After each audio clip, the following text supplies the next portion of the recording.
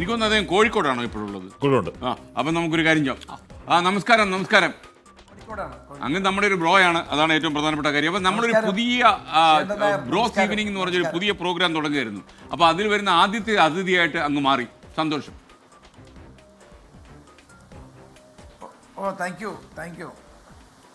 അപ്പോൾ ഈ അടുത്ത കാലത്തായിട്ട് കുറച്ച് കൂടുതൽ വാർത്തകളിൽ നിറയുന്നു എന്നൊരു തോന്നൽ, ഇത് എൻ്റെ തോന്നലാണോ ജനങ്ങളുടെ തോന്നലാണോ എന്നറിയില്ല. ഞാൻ സാധാരണ പൊതുപ്രവർത്തകന്മാർ വാർത്തകളിൽ നിറയല്ലോ, അത്രയും അങ്ങനെ കൂട്ടിയാൽ മതി അതിന്. കോഴിക്കോട് എന്താ പരിപാടി? കോഴിക്കോട് 3-4 പ്രോഗ്രാംസ് ഉണ്ട്, അതിനുവേണ്ടി വന്നതാണ്. ഓക്കെ.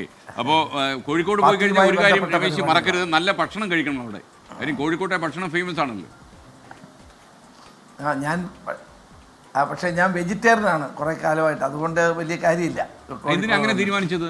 നല്ല പോത്തിറച്ചിയൊക്കെ കിട്ടുന്ന സ്ഥലത്ത് ചെന്നിട്ട് ഒരു ദിവസം ഞാൻ കുറേ കാലമായിട്ട് ഞാൻ അങ്ങനെ ഇടയ്ക്കിടയ്ക്ക് 2-3 വർഷം വെജിറ്റേറിയൻ ആവും. അങ്ങനെ ഇടയ്ക്ക് ഒരു 15 വർഷം വെജിറ്റേറിയൻ ആയിരുന്നു, പിന്നെ നോണായി.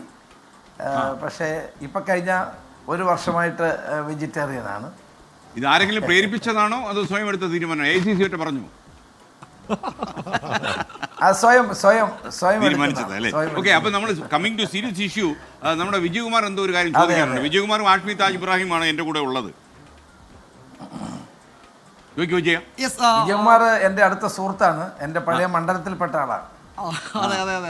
അപ്പൊ അങ്ങേക്ക് വോട്ട് ചെയ്തിട്ടുണ്ടാവുമെന്ന് വിശ്വസിക്കുന്നു. കള്ളനാ കേട്ടോ, പറയത്തില്ല. എന്നാ കരുതുന്നേ, അങ്ങനെ കരുതാവേ ചെയ്യാവൂ. ഇപ്പോ SKN ചോദിച്ച ചോദ്യത്തോട് ചേർത്ത് ഇപ്പോൾ വാർത്തകളിൽ നിറയുന്നു, അതിന് പ്രത്യേകിച്ച് കാരണമൊന്നുമില്ല. ഒരു പൊതുപ്രവർത്തകനായതുകൊണ്ട് എല്ലാ വിഷയത്തിലും ഇടപെടുന്നു. അത് ഞങ്ങൾ തൽക്കാലത്തേക്ക് അതൊക്കെ സ്വീകരിക്കുകയാണ് മറുപടി. പക്ഷേ എനിക്ക് ചോദിക്കാനുള്ളത് ഈ അടുത്ത സർക്കാർ ആരാകുമെന്നതിനെ പറ്റി ഒരു തെരഞ്ഞെടുപ്പിന് ഏതാനും മാസങ്ങൾ മാത്രം ബാക്കി നിൽക്കെ കേരളത്തിൽ വലിയ ചർച്ചകൾ നടക്കുന്നുണ്ട്. ആരാണ് മുഖ്യമന്ത്രി, ആരുടെ സർക്കാരാണ്, അങ്ങനെ കോൺഗ്രസിനകത്ത്, UDF-നകത്ത്, LDF-നകത്തൊക്കെ ചർച്ച നടക്കുന്നുണ്ട്. അതിനിടെയാണ് ഒരു ഇടതു മുന്നണിക്കോ ഭരണ തുടർച്ച ഉണ്ടാകും ഇങ്ങനെയാണെങ്കിൽ എന്ന മട്ടിൽ ചില അഭിപ്രായ പ്രകടനങ്ങൾ UDF-ൽ, കോൺഗ്രസിൽ ചില പ്രധാനപ്പെട്ട നേതാക്കളിൽ നിന്നൊക്കെ ഉണ്ടാകുന്നത്. അതിനെപ്പറ്റി ചർച്ചകൾ നടക്കുന്നുണ്ട് അകത്തും പുറത്തുമൊക്കെ. ഞാൻ മറ്റാരെ പറ്റിയുമല്ല, ശശി തരൂരിൻ്റെ കാര്യം തന്നെയാണ് ചോദിക്കുന്നത്. ഇത്തരം ഒരു ഘട്ടത്തിൽ ഇടതുമുന്നണിക്കെതിരെ UDF വലിയ സമരമൊക്കെ നടത്തുന്ന ഘട്ടത്തിൽ അത്തരം അഭിപ്രായം സ്വന്തം പാളയത്തിൽ നിന്ന് തന്നെ വരുന്നത് താങ്കൾ എങ്ങനെയാണ് അതിനെ കാണുന്നത്, ശ്രീ രമേശ് ചെന്നിത്തല? നമ്മളൊരു കാര്യം മനസ്സിലാക്കണം. ഞാൻ ഒരു വിവാദത്തിനും ഇപ്പോൾ ഇല്ല. ശ്രീ ശശി തരൂർ കോൺഗ്രസിനെ സംബന്ധിച്ചിടത്തോളം കോൺഗ്രസ് പ്രവർത്തക സമിതി അംഗമാണ്. അപ്പോൾ അദ്ദേഹം ഒരു ഇൻ്റർവ്യൂ കൊടുത്തത് രാഹുൽ ഗാന്ധിയെ കാണുന്നതിന് മുമ്പായിരുന്നു. ആ രാഹുൽജിയെ കണ്ട ശേഷം അദ്ദേഹം പിന്നീട് ഒരു കാര്യവും പറഞ്ഞിട്ടില്ല. അപ്പോൾ സ്വാഭാവികമായും കോൺഗ്രസിൻ്റെ നേതാക്കന്മാർക്ക് ചില സന്ദർഭങ്ങളിൽ ചില അഭിപ്രായങ്ങളോ അഭിപ്രായ വ്യത്യാസങ്ങളൊക്കെ ഉണ്ടാകും. പക്ഷേ നേതാവിനെ കണ്ടു കഴിഞ്ഞാൽ, രാഹുൽ ഗാന്ധിയുമായി സംസാരിച്ചു കഴിഞ്ഞാൽ അതെല്ലാം അവിടെ അവസാനിക്കുകയാണ് പതിവ്. ഈ ഇദ്ദേഹത്തിൻ്റെ കാര്യത്തിൽ അതുതന്നെയാണ് സംഭവിച്ചതെന്നാണ് എനിക്ക് തോന്നുന്നത്.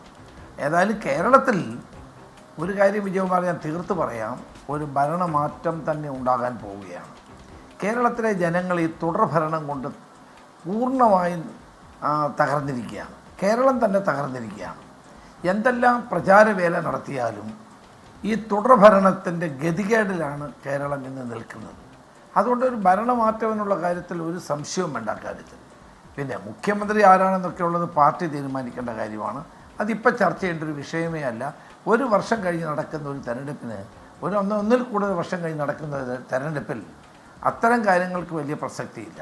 പക്ഷേ കേരളത്തിലെ ജനങ്ങൾ ഈ ഭരണം മടുത്തിരിക്കുകയാണ്. അതുകൊണ്ട് ഒരു ഭരണമാറ്റം ഉണ്ടാകും എന്ന കാര്യത്തിൽ ഒരു സംശയവും എനിക്കില്ല.